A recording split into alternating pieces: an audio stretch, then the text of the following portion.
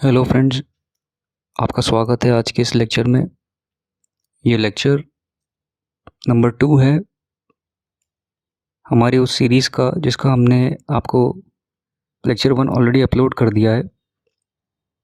अगर लेक्चर 1 आपने अभी तक नहीं देखा है तो प्लीज़ लेक्चर 1 को देखिएगा, क्योंकि वो बेसिक्स कवर करेगा और उन्हीं बेसिक्स को आज हम इस लेक्चर 2 में आगे बढ़ाएंगे। हम लेक्चर 2 में आज डिस्कस करेंगे कुछ और बेसिक्स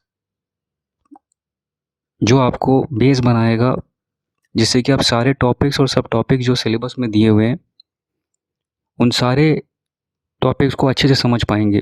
इससे पहले कि हम सिलेबस का टॉपिक डिस्कस करें, कुछ बेसिक्स होते हैं, अगर आपने वो समझ लिए तो आपका एथिक्स का कॉन्सेप्ट क्लियर हो जाएगा। और ये ज़रूरी इसलिए होता है क्योंकि आंसर राइटिंग में अगर कोई ऐसा क्वेश्चन आया जो आपने पहले से नहीं देखा, तो अगर आपके बेसिक्स क्लियर हैं, उस सब्जेक्ट की अच्छी अंडरस्टैंडिंग है, तो चाहे क्वेश्चन कैसा भी आए आप उसे हैंडल कर सकते हैं।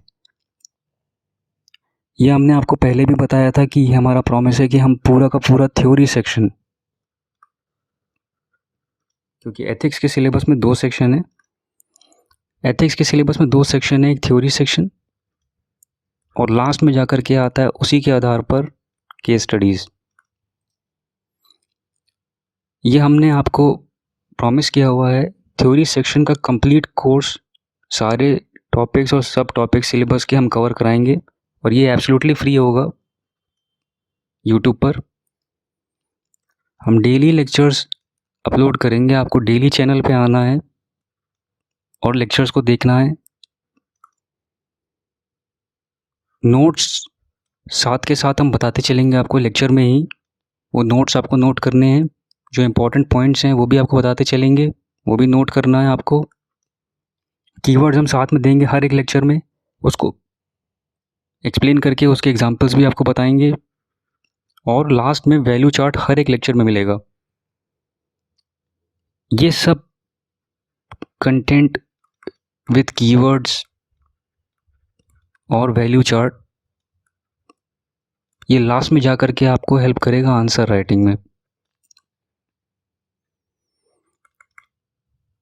आंसर राइटिंग आप समझ लीजिए, कभी भी स्टेप 1 से स्टार्ट नहीं किया जाता है, कभी नहीं किया जाता है। आपको हमेशा बेसिक्स पे काम करना होता है, बेसिक कंटेंट होता है वो आपके पास होना चाहिए और उसके बाद 1 to 2 पेज नोट्स आपके पास होने चाहिए। जब ये सब हो जाता है उसके बाद आंसर राइटिंग स्टार्ट किया जाता है। तो आज का लेक्चर 2 है ये, जो कि बेसिक्स का होगा। तो अब हम लेक्चर स्टार्ट करते हैं। फ्रेंड्स, अगर आप चैनल पे पहली बार आए हैं या फिर आपने चैनल को अभी तक सब्सक्राइब नहीं किया है तो प्लीज़ चैनल को सब्सक्राइब करके बेल आइकन को हिट कर दीजिएगा। हमारा चैनल अभी नया है और आपके हेल्प की हमको बहुत आवश्यकता है, इसलिए प्लीज़ चैनल को सब्सक्राइब ज़रूर कर दीजिएगा। अब 2 सेकंड का पॉज़ करके वीडियो को सब्सक्राइब कर दीजिएगा प्लीज़। वीडियो को लाइक ज़रूर कर दीजिएगा, इससे हमें भी बहुत मोटिवेशन मिलता है आपके लिए और अच्छे से अच्छा कंटेंट लेकर के आने के लिए, और चैनल को भी बहुत सपोर्ट मिलता है। वीडियो को शेयर कर दीजिएगा अपने सारे ग्रुप्स में और फ्रेंड्स और हर उस एस्पिरेंट के साथ जो किसी भी कॉम्पिटिटिव एग्ज़ाम की प्रिपरेशन कर रहे हैं, क्योंकि हमें भी कई बार ये नहीं पता होता है कि छोटा सा हमारा ये स्टेप किसी के भी सपोर्ट में ना जाने कितना बड़ा रोल प्ले कर सकता है। तो इसलिए प्लीज़ जितना हो सके इसे शेयर कर दीजिएगा, क्योंकि दूसरों की हेल्प करने से ही हेल्प लौट के हमारे पास आती है जब हमें उसकी ज़रूरत होती है।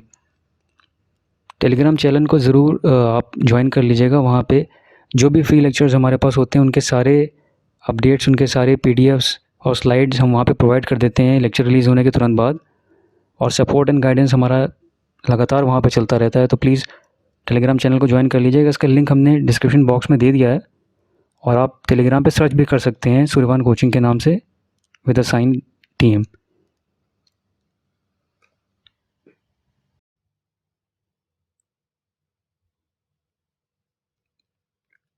हमने पिछले लेक्चर में कुछ कीवर्ड्स देखे थे, उनको दोबारा देख लेते हैं। वैल्यूज़, मॉरल्स और ethics.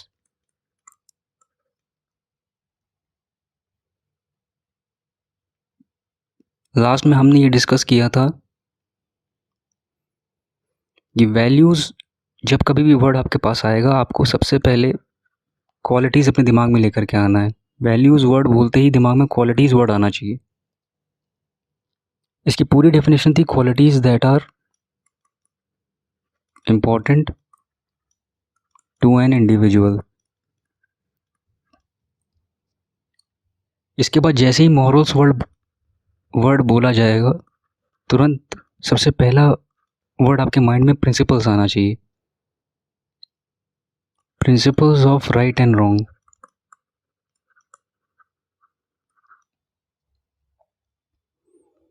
Held by an individual.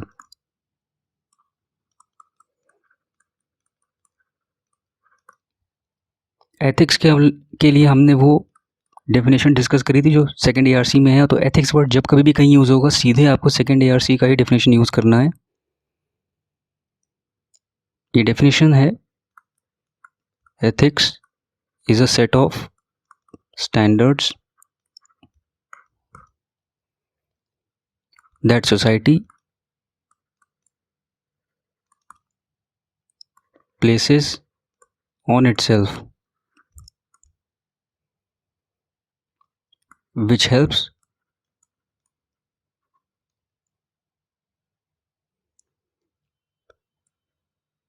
guide behavior, choices and actions। तो ये तीन हमने पिछली बार डिस्कस किया था। ये तीनों ही इसकी डेफिनेशन है। एक हमने छोटा सा आपको एक रिवाइज करा दिया।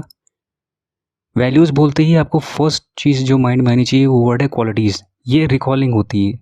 आपको ये रिकॉलिंग की प्रैक्टिस करनी पड़ेगी बार बार। हर बार आप पूरी डेफिनेशन नहीं याद रख सकते हैं। तो कॉन्सेप्चुअल क्लैरिटी के लिए हमेशा ये इंपॉर्टेंट होता है कि कोई भी वर्ड है उसकी रिकॉलिंग आपको करनी है। तो मॉरल वर्ड बोलते ही प्रिंसिपल्स ये माइंड में आना चाहिए और एथिक्स वर्ड बोलते ही स्टैंडर्ड ये माइंड में आना चाहिए। अब देखते हैं इनका आपस में कंपैरिजन, जिससे आपकी अंडरस्टैंडिंग इनकी बहुत अच्छी हो जाएगी। इनका आपस में कंपैरिजन देखते हैं। कंपैरिजन, वैल्यूज़, मॉरल्स और एथिक्स।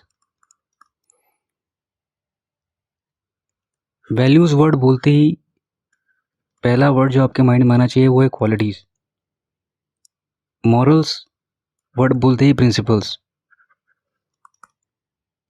और एथिक्स वर्ड बोलते ही स्टैंडर्ड्स। हम इन लेक्चर्स में इसी तरीके से आपको पढ़ाएंगे कि एक बात को 2-3 बार रिपीट करेंगे जिससे कि आपके माइंड में वो बातें बैठ जाएं। आप इन लेक्चर से नोट्स बनाने के बाद चाहें तो 2-3 बार वीडियोस को देख करके एज अ रिविजन भी आप कर सकते हैं। उससे सारी बातें आपके माइंड में बैठ जाएंगी। ये जो लेक्चर्स हमारे हैं आप ये भरोसा रख सकते हैं कि कॉन्सेप्ट के साथ साथ सारा मटेरियल जो आपको आंसर राइटिंग के लिए चाहिए होगा वो सब हम आपको देंगे। इन लेक्चर्स के बाहर आपको कुछ नहीं देखना होगा। तो कॉन्सेप्ट समझते चलिए और साथ के साथ आप चाहें तो नोट्स भी बना सकते हैं। अदरवाइज़ जो हमारा लेट बाद में हम पेड इनिशिएटिव भी ज्वाइन करेंगे तो उनको नोट्स भी नहीं बनाना, वो हम प्रोवाइड कर देंगे। अदरवाइज़ साथ के साथ आप नोट करते चलिए। दूसरा जो इम्पोर्टेंट एस्पेक्ट होता है वो ये होता है कि वैल्यूज़ हमेशा इंडिविजुअल के लिए काम करती हैं, यानी इंडिविजुअल के आधार पर होता है वैल्यूज़। मॉरल्स भी जो हैं वो भी इंडिविजुअल लेवल पे होते हैं, पर एथिक्स जो हैं ये सोसाइटी लेवल पे होता है। अब इसको समझने के लिए किसी एक पर्टिकुलर एग्जाम्पल से हम समझते हैं।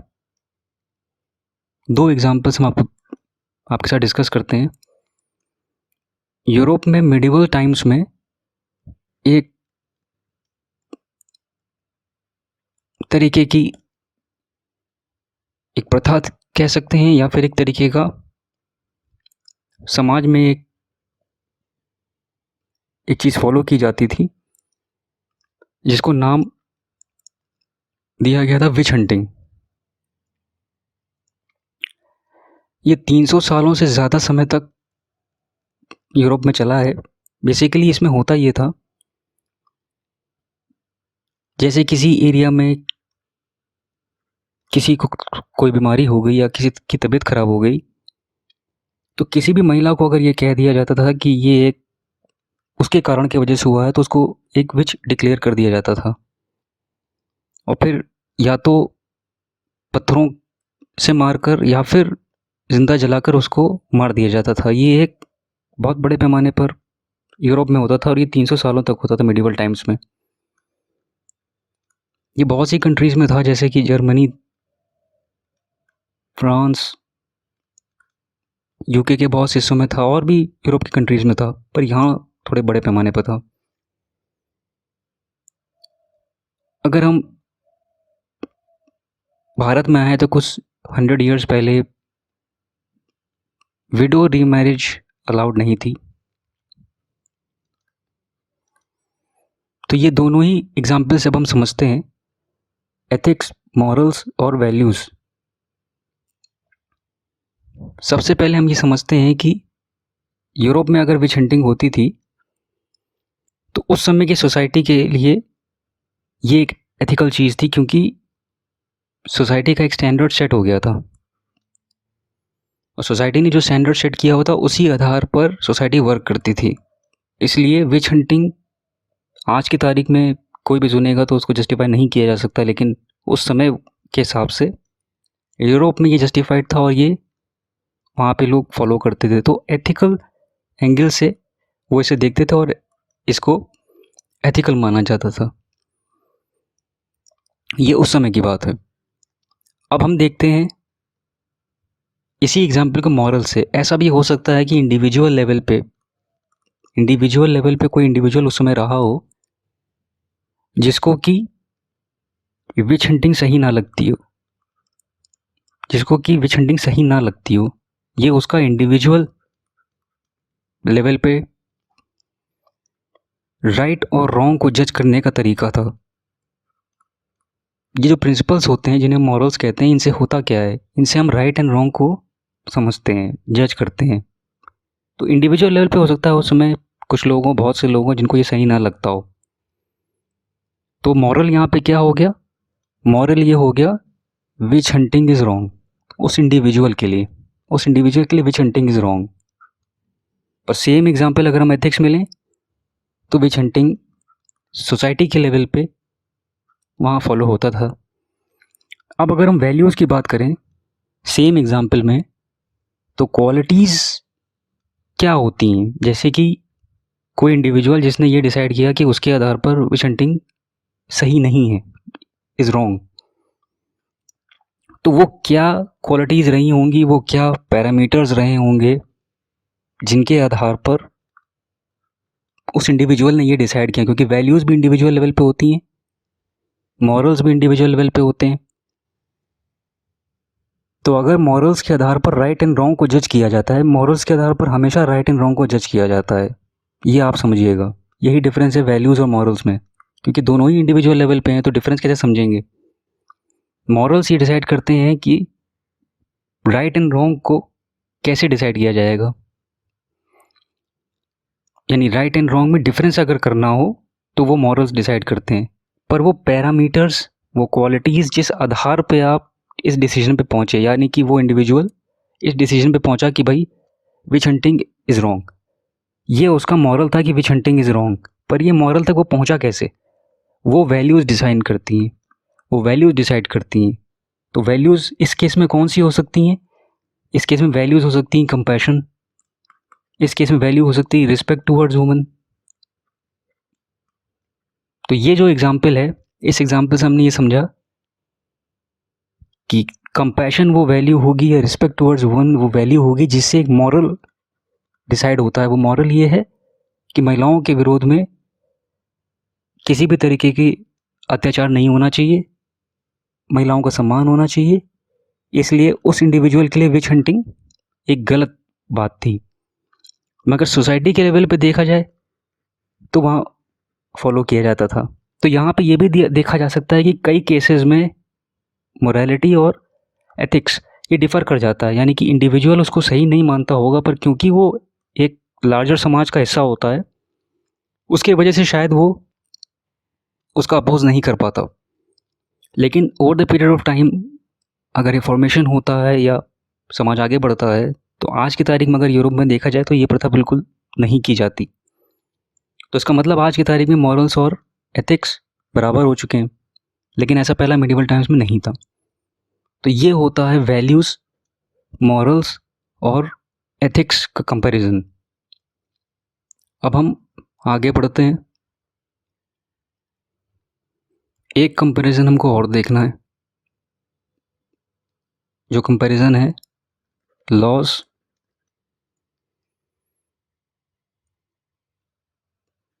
एंड मोरालिटी का।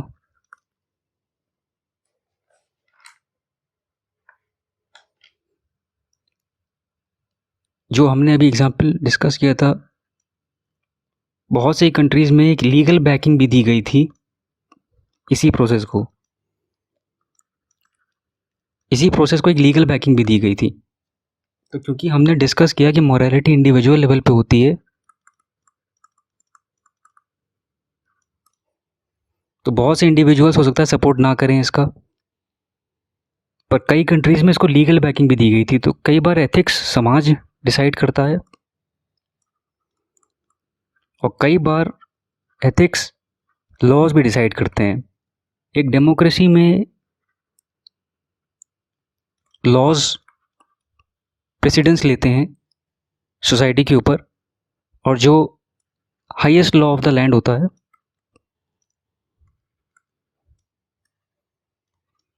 उसे कॉन्स्टिट्यूशन कहते हैं। तो कॉन्स्टिट्यूशन होल्ड करता है एक डेमोक्रेसी में हाईएस्ट अथॉरिटी। तो कई बार अगर हमने मिडिवल टाइम्स का डिस्कस किया तो उस समय ये लीगल कर दिया गया था, लेकिन फिर भी आगे जा कर के जब बाय लॉ इसको हटाया जाएगा तो धीरे धीरे समाज में परिवर्तन आता है और फिर लॉ और मोरालिटी और एथिक्स ये आपस में जुड़ने लगते हैं। तो यहाँ पे हमने ये समझा कि कैसे ये तीनों आपस में कंपैरिजन करते हैं, कैसे इनमें कंपैरिजन होता है, इनकी इंडिविजुअली क्या मीनिंग होती है और आपस में क्या रिलेशन होता है। इसी को हमने आगे कंपेयर किया लॉज के साथ। अब आगे बढ़ते हैं। कभी भी आपको डिलेमास डिस्कस करना होता है, कभी भी अगर डिलेमास डिस्कस करना होता है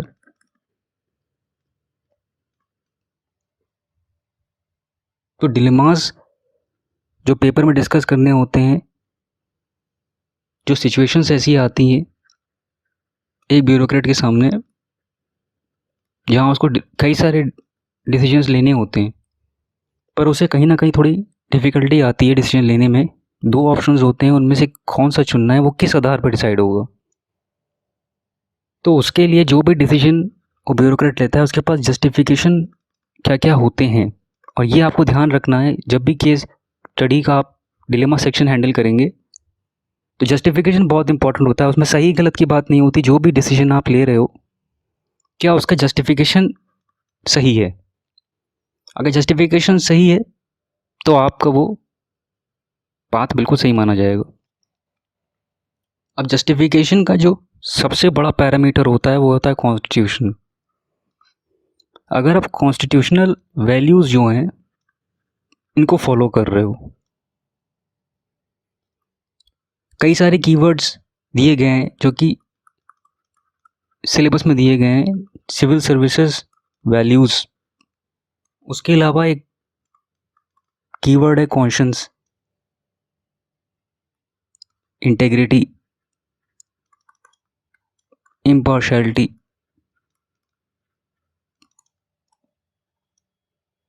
जो कई सारे लॉज बनाए गए हैं, जो सुप्रीम कोर्ट के जजमेंट्स हैं या पास्ट में जो ब्यूरोक्रेट्स ने उसी सिचुएशन में सिचुएशन को हैंडल किया होगा, उस सिचुएशन में उन्होंने कौन सा डिसीजन लिया था, उसको भी आधार बनाया जा सकता है। तो ये कुछ पैरामीटर्स होते हैं जिनके थ्रू आप जस्टिफिकेशन करते हैं। क्योंकि यहाँ पे वैल्यूज़ डिस्कस हो रही थी, तो मैंने आपको ये हिंट दे दिया कि जब आप केस स्टडी में डिलेमास करेंगे तो जस्टिफिकेशन में इन सारे पॉइंट्स का यूज़ किया जा सकता है। अब थोड़ा और आगे बढ़ते हैं इस लेक्चर में।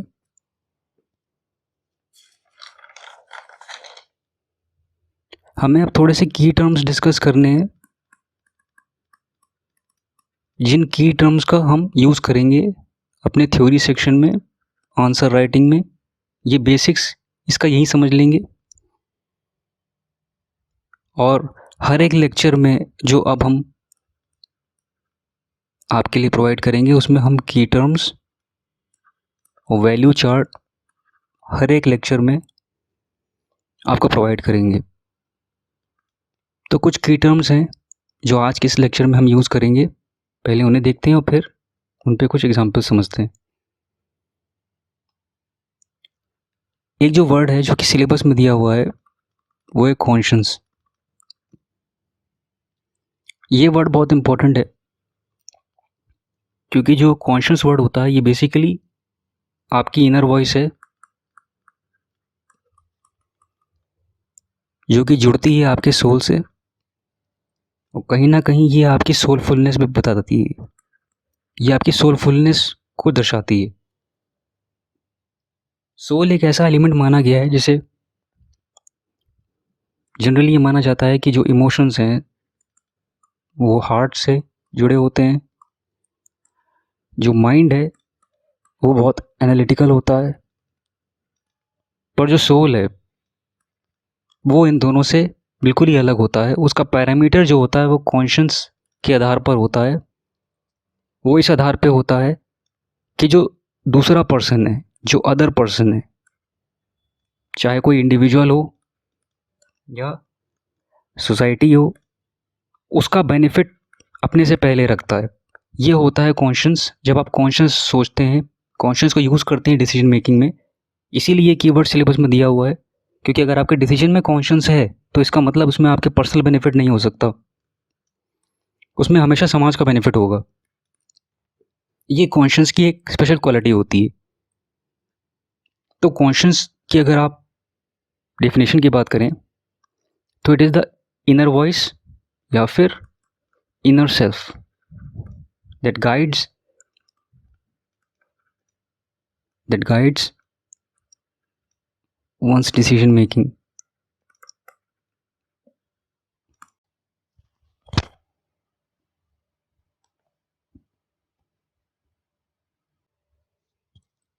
तो इसको मैं एक बार रिपीट कर देता हूँ फ्रेंड्स आपके लिए। Conscious is the inner voice और inner self that guides one's decisions और डिसीजन मेकिंग। कई बार ये भी टर्म यूज़ किया जाता है मॉरल कंपस कॉन्शियस के लिए ही। अब हम यहाँ पे दूसरा कीवर्ड देख लेते हैं।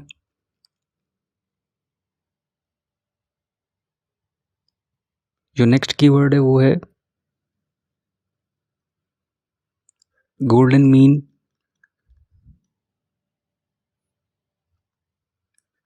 Golden mean principle. ये कीवर्ड्स जो होते हैं जब आप थ्योरी सेक्शन में लिखते हैं तो इनको एक्सप्लेन नहीं करना रहता, ये बहुत ही फेमस हैं और ये आपको लिखते ही जस्टिफिकेशन आपका कर देंगे। आपको पूरी पूरी लाइन लिख करके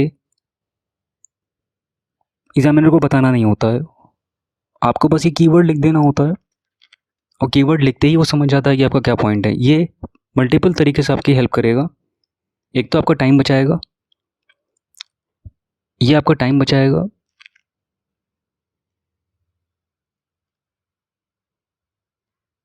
ये जो कीवर्ड्स होते हैं ये आपका टाइम बचाएंगे, और इसके साथ साथ इंश्योर करते हैं कि आपका जस्टिफिकेशन की क्वालिटी बहुत हाई हो जाती है।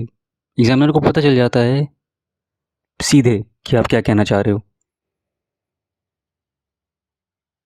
तो इसको थोड़ा समझते हैं कि ये गोल्डन मीन प्रिंसिपल क्या है। ये प्रिंसिपल एरिस्टोटल ने दिया है। ये प्रिंसिपल एरिस्टोटल ने दिया है और ये कहते हैं कि दो एक्सट्रीम्स होते हैं, एक तरफ है एक्सेस और दूसरी तरफ है डेफिशिएंसी, और आपको एक पॉइंट ढूंढना होता है इन दोनों के बीच में, जिसको कि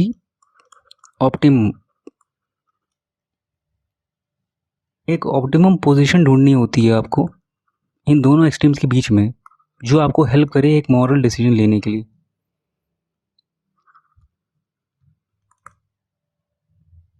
और उसे कहा गया है मीन। तो आपको सिचुएशंस को जब भी देखना है तो देखना है कि जो आपका डिसीजन है उसमें एक एंड क्या हो सकता है। आप इसको ऐसे समझ सकते हैं कि एक एंड में आप रख सकते हैं किसी एक साइड को, और दूसरे एंड पे आप रख सकते हैं दूसरे साइड को या स्टेक होल्डर को। और फिर आपको ये सोचना होता है कि आपके डिसीजन से इस स्टेक होल्डर पे क्या एक्सट्रीम असर पड़ेगा, और दूसरी तरफ आप रख सकते हैं दूसरे स्टेक होल्डर को कि उसी डिसीजन से उस पर क्या असर पड़ेगा। तो आपको एक ऐसा डिसीजन लेकर के आना होता है जिसमें जो स्टेक होल्डर है, जो वल्नरेबल सेक्शंस हैं, या जो जस्टिस की हेल्प उम्मीद करना चाह रहे हैं आपसे, क्योंकि आप रिप्रेजेंटेटिव होंगे गवर्नमेंट के। तो जो विद इन डिफाइंड लॉज हैं, रेगुलेशंस हैं, सुप्रीम कोर्ट जजमेंट्स हैं, या आपके पहले के जो ब्यूरोक्रेट्स हैं उनके द्वारा जो भी एस्टैब्लिश्ड एग्जाम्पल्स होते हैं, उनकी हेल्प करके आपको डिसीजन लेना होता है कि ऐसा डिसीजन जो कि आपको मॉरल सपोर्ट दे उस डिसीजन को। और उसके लिए जो पैरामीटर्स बताए थे उन्हीं पैरामीटर्स को यूज़ किया जाता है, जो मैंने इससे पहले डिस्कस किया था आपसे। कॉन्स्टिट्यूशनल वैल्यूज सबसे ऊंची होती हैं। कॉन्स्टिट्यूशन सबसे पहला पैरामीटर होता है। सिविल सर्विसेज कंडक्ट रूल्स और सिविल सर्विसेज की जो वैल्यूज़ होती हैं वो दूसरा पैरामीटर है। उसके बाद आपका कॉन्शियंस, सारी वैल्यूज़, लॉज, जजमेंट्स, रेगुलेशंस, और जो फॉर्मर ब्यूरोक्रेट्स ने आपसे पहले उन सिचुएशंस को हैंडल किया होगा, उसका भी कुछ एग्जांपल्स आप यूज़ कर सकते हैं। इसके बाद एक तीसरा कीवर्ड डिस्कस करते हैं।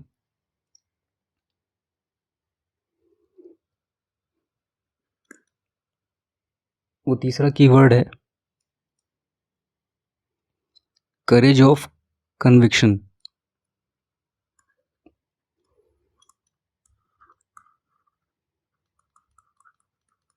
करेज ऑफ कन्विक्शन, इसका अर्थ ये होता है कि जो भी आपने डिसीजन ले लिया है, तो आपने जाहिर बात है कि आपने जो डिसीजन लिया होगा उसकी जो आपने पैरामीटर्स जो मैंने बताया अभी, उन पैरामीटर्स को यूज़ किया होगा आपने। तो उन पैरामीटर्स को यूज़ करके जो डिसीजन आपने लिया है, once you have taken that decision, तो आप जानते हैं कि आपको कॉन्शियंस की बैकिंग है, आपको कॉन्स्टिट्यूशन की बैकिंग है, और आप अपनी जगह पे गलत नहीं हो, तो उसके बाद आप पीछे नहीं हटते हो। कन्विक्शन का यहाँ पे अर्थ यही है कि आपने एक बार सही रास्ता, जिससे लोगों का भला हो, सोसाइटी का भला हो, जो आपके पास किसी तरीके का हेल्प लेने के लिए आया है उसका भला हो, ये आपने डिसीजन जब ले लिया, तो उसके बाद आप पूरा कन्विक्शन के साथ, पूरे शक्ति के साथ उसको फॉलो करते हो, पीछे नहीं हटते हो आप। तो ये भी टेस्ट होता है एक ब्यूरोक्रेट का कि क्या आप अंडर प्रेशर बकल कर जाओगे, आप पीछे हट जाओगे। लेकिन अगर आप जानते हो कि आपका डिसीजन कॉन्शियस से है, कॉन्स्टिट्यूशन से है, तो फिर आप पीछे नहीं हटते हो। यहाँ पे इस सिचुएशंस को भी आप कोट कर सकते हो आंसर्स में, और इसका एक एग्जांपल आप दे सकते हो। जो गांधी जी ने इंडियंस के विरोध में डिस्क्रिमिनेशन हो रहा था, discrimination against Indians in south Africa, तो ये एग्जांपल भी आप दे सकते हो इसको सपोर्ट करने के लिए। कीवर्ड्स हर एक लेक्चर में हम डिस्कस कर रहे हैं, और लास्ट में हम आपको कीवर्ड्स का एक शीट भी प्रोवाइड करेंगे जिसमें कीवर्ड्स होगा, और कीवर्ड्स के साथ साथ उसके एग्जांपल्स भी होंगे। आप जब भी आंसर राइटिंग करेंगे तो आंसर राइटिंग में कीवर्ड्स का होना बहुत ज़रूरी है। इसके साथ वैल्यू चार्ट जो हम अभी नेक्स्ट डिस्कस कर रहे हैं वो भी होना चाहिए, और आपके पास 1 to 2 पेज नोट्स होने चाहिए। ये सब आंसर राइटिंग का हिस्सा होता है। हम हर एक लेक्चर में कीवर्ड्स और वैल्यू चार्ट आपको देते चलेंगे। अब हम आगे बढ़ते हैं।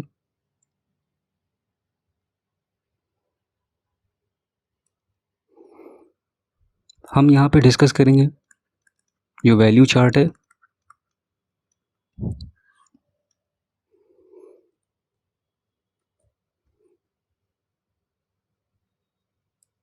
वैल्यू चार्ट हम यहाँ पे डिस्कस करेंगे,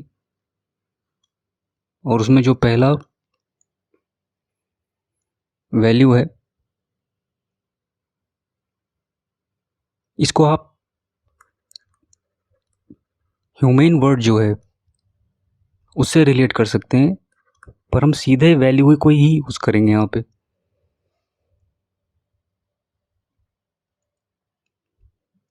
यानी वैल्यू, ये हमने बड़े अच्छे से ऑलरेडी वर्ड डिस्कस कर लिया है।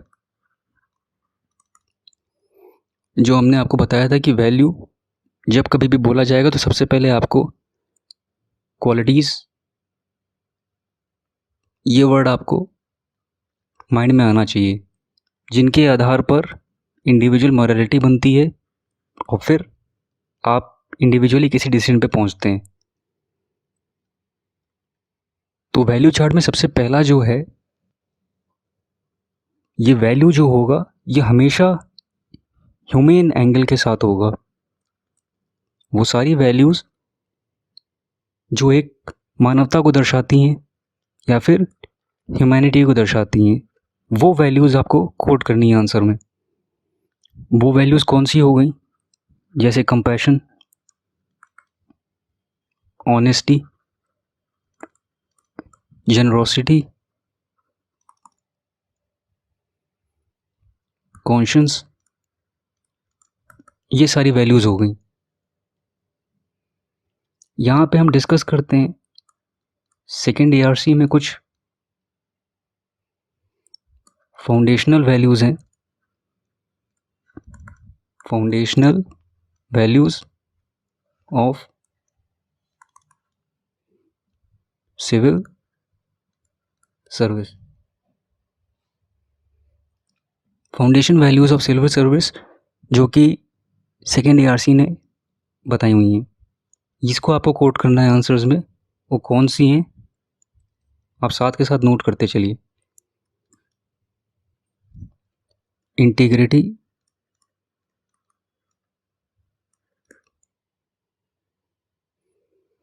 ऑब्जेक्टिविटी,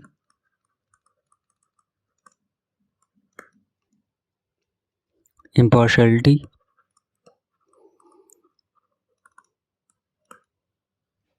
डेडिकेशन,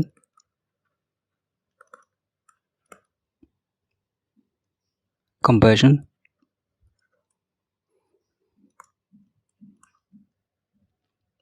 ऑनेस्टी, करेज,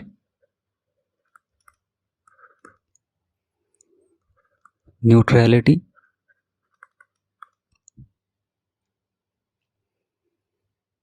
ये जैसे ही आप कोड कर दोगे आंसर्स में, एग्जामिनर को पता चल जाएगा कि आपने गवर्नमेंट डॉक्यूमेंट्स पढ़े हुए हैं और सेकेंड ARC जो कि गवर्नमेंट रिपोर्ट है उसको आप रेफ़र कर रहे हो, आपको ये मेंशन भी करना रहेगा कि एज़ पर सेकेंड ARC। जब कभी भी आप सेकेंड ARC को कोट करोगे, कभी भी गलत मत कोट करिएगा। सेकेंड ARC जहाँ जहाँ भी कोट होगी वो हम आपको इन्हीं लेक्चर्स में बताएंगे, आपको इसकी चिंता नहीं करनी। इसके बाद जो हमने अभी कीवर्ड डिस्कस किया था, वैल्यू, कुछ एग्जाम्पल्स नोट कर लेते हैं गुड एडमिनिस्ट्रेटर्स के।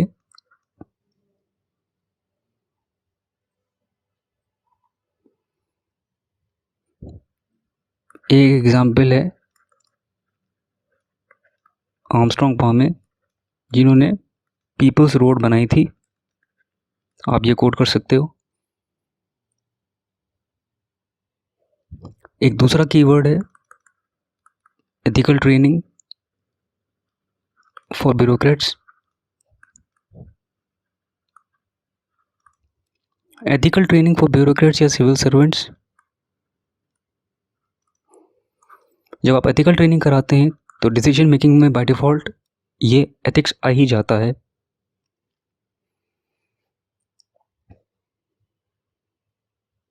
यहाँ पे कोट है,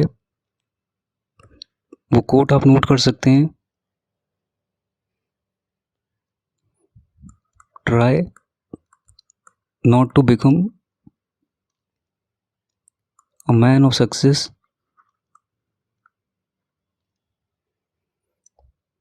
but a man of value. ये कोट एल्बर्ट आइंस्टाइन का है, क्योंकि हमने अभी जो वैल्यू चार्ट डिस्कस किया है उसमें सबसे पहले हमने यही कीवर्ड लिया है, वैल्यू। तो हमने सबसे पहले इसकी मीनिंग देखी, इस वर्ड को रिकॉल कैसे करना है वो देखा। इसके बाद हमने देखा कि ह्यूमेन एंगल के साथ इसको कैसे यूज़ करना है। सेकेंड ARC में जो वैल्यूज़ डिस्कस करी वो कौन सी हैं, ये सारी थी। और इसके बाद हमने कुछ एग्जाम्पल्स देखे जो एडमिनिस्ट्रेटर से हैं, कुछ कीवर्ड्स देखे हमने जो आप आंसर्स में यूज़ करोगे, और फिर हमने कोड देखा। तो हम ऐसे ही हर एक लेक्चर में आपको कीवर्ड्स और वैल्यू चार्ट देते चलेंगे। आपको ज़रूरत से ज़्यादा मटेरियल कलेक्ट नहीं करना, हमने मल्टीपल रिसोर्सेज से मटेरियल कलेक्ट किया हुआ है, ये बेस्ट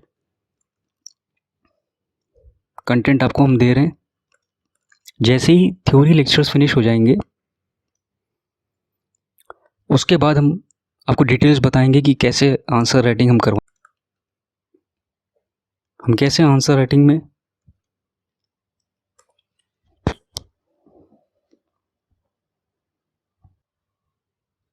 जैसे ही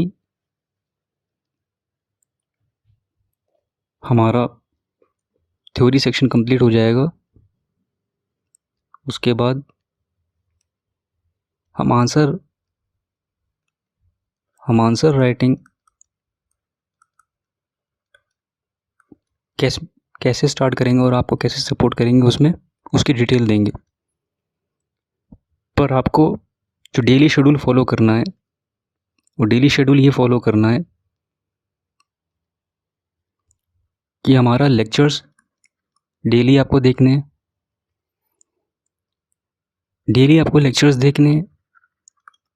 उसके बाद आप साथ के साथ नोट्स बना रहे हैं तो बनाते रहें। हमारे सारे लेक्चर्स एब्सोल्युटली फ्री होंगे और यूट्यूब पे अपलोड होंगे। ये जुलाई टू दिसंबर का शेड्यूल हम क्या फॉलो करेंगे उसके लिए हमने ऑलरेडी एक वीडियो रिलीज़ कर दिया है, जिसमें हमने डिटेल्स ऑफ प्रथम 1.0 सीरीज़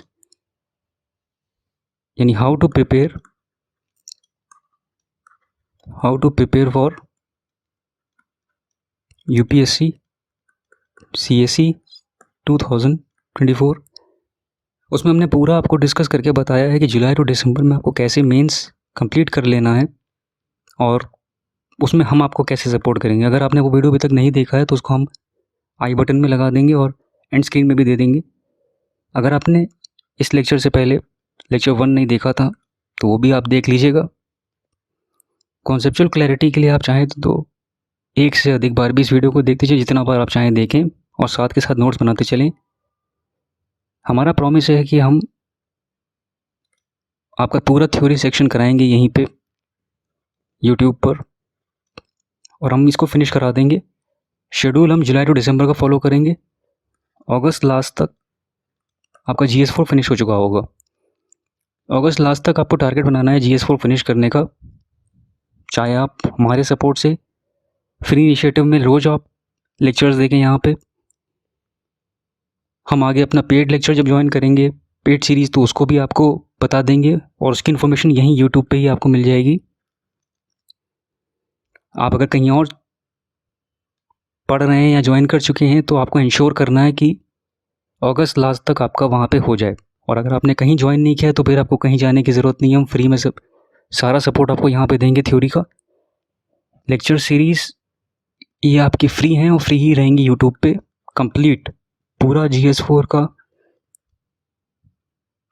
सिलेबस हम कंप्लीट करा देंगे थ्योरी सेक्शन का। आज के इस वीडियो में इतना ही है। आपने हमारा वीडियो यहाँ तक पूरा देखा, उसके लिए हृदय से आपका धन्यवाद। अगर आपने अभी तक चैनल को सब्सक्राइब नहीं किया तो प्लीज़ चैनल सब्सक्राइब करके ही वीडियो को एंड कीजिएगा।